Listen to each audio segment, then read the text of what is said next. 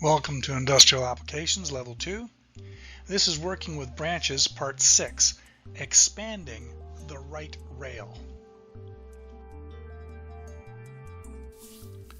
Continuing on with our series of short videos on working with branches, we're going to look at what I call expanding the right-hand side. Now, when you're working with logic, one thing that pops up that you might want to consider as another habit you can form. And here's our rung here that is for the master control relay. I have my master stop. I have my master start button. If my safety circuit's okay, then go ahead, turn on the master and seal that in. Now, technically speaking, if the safety circuit is broken, it's going to open up this and disconnect this master control relay from the start. But it's a personal thing of mine. I prefer to see everything that is a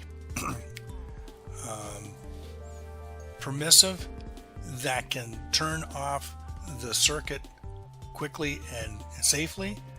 I like it to be the very first things to look at to say that, okay, your master stop has not been pressed, your safeties are okay. So those are the first two things, because if they're not set, you're not going anywhere. Then do your seal and logic.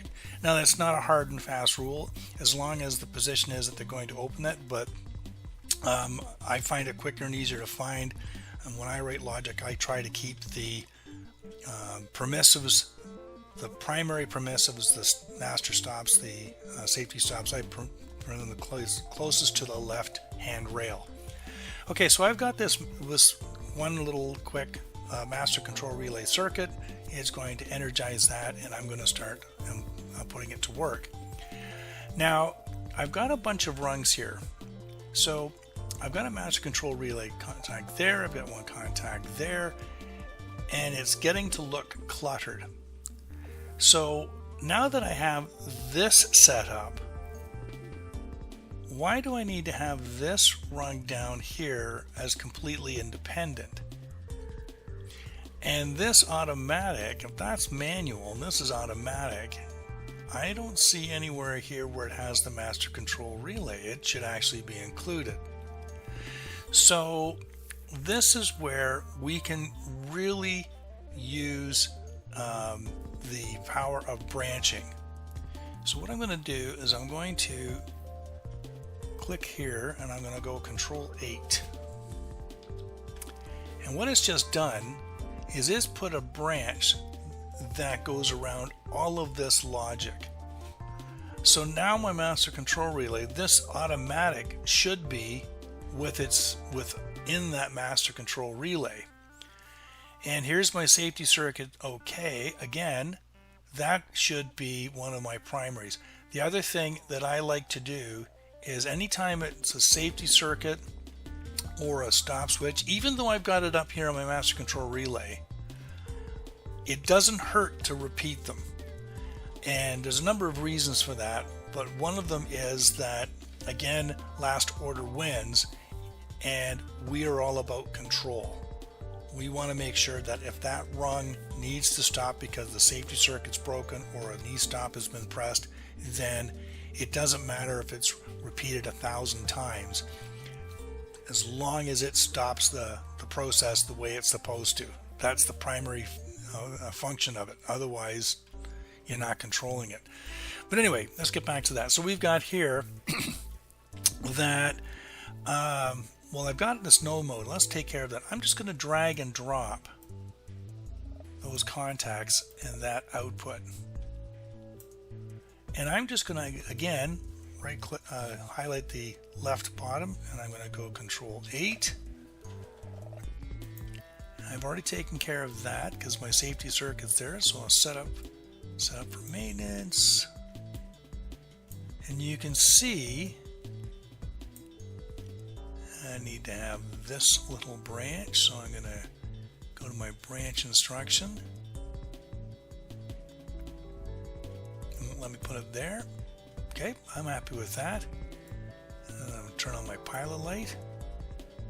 So I took care of my safety okay, so I actually don't need that. I'm going to delete that, dead short. I'm going to delete that, dead short. There's my master control relay, so again, control 8. Master stop, not made. It's an interesting choice to think about that one. And then I got a timer, and then when my timer's done, I'm going to do a video also on timers and where you can and cannot use them. This, get rid of that extra branch.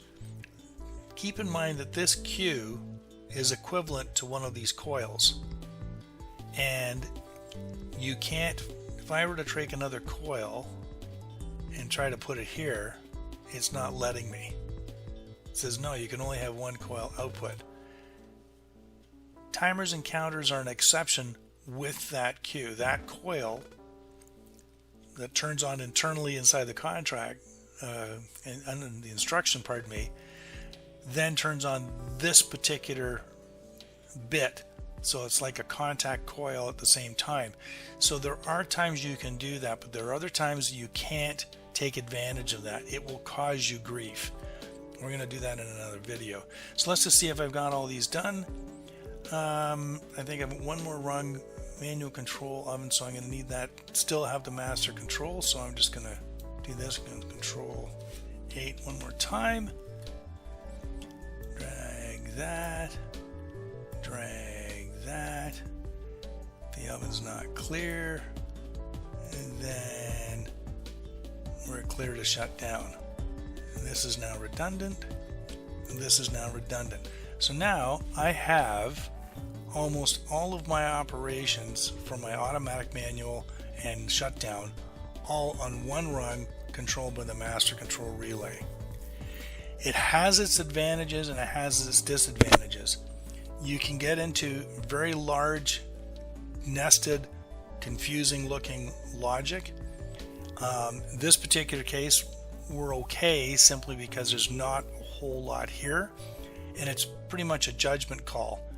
Again, when you start getting these nesting branches, be aware that that will cost you scan time and processor time, and you should avoid them where you can. But as you can see, I've done all of my logic in basically one rung. And now that I'm looking at it, I've noticed for the first time that I did not catch before. I actually have 2 occurrences of an output that generates manual, and that is definitely not a good idea. So that being the case, I want the setup to maintenance, the manual control. I want NOMO not to be made. To go in manual, it should actually be not an automatic either. So I should actually copy that.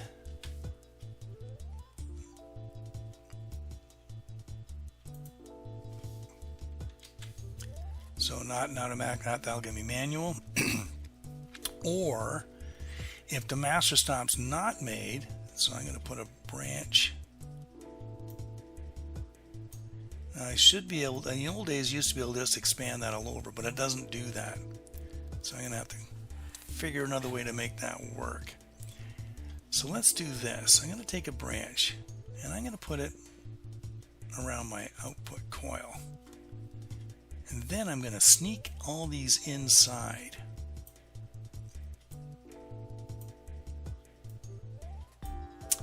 Now I have a branch around that, but I go too far.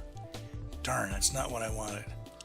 And this is where working with the branches can be a little on the frustrating side. As I said in the past, it was very easy to correct. So I'm going to start doing it the old-fashioned way. To put that, I'll also grab my pilot light. I can do that much. And I'm going to put a branch around this first contact. And I'm just going to sneak all these inside like so. And now I can drag my timer. I can grab my setup. I can grab my manual control. And there's my master stop. Okay, I'm going to put my master with my master stops not made. And now I've completed that, and I don't require this extra. No, I don't want the whole thing. I want just the one. If you click this whole rail like I just did, and I press delete, you just wiped everything out.